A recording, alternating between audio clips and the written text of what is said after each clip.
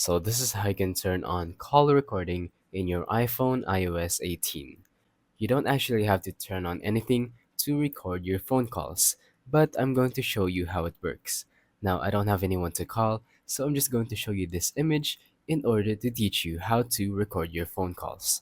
So, let's say you are in a call right now, and you will see that button at the top left corner where the arrow is. I'm sorry it's a bad quality because I'm zooming in, but you get it. So, the top left button is the screen record option or the call record option. After you tap on that, this will appear. It says this call will be recorded. So it's going to record the call, and then you will see this voice memo thing. So once you tap on the top left button, it's going to warn you that this call will be recorded. And once you wait for like 3 seconds, it's going to start recording. And that's pretty much it. You don't have to turn on anything in the settings, it's going to automatically be there because you have updated your phone into iOS 18.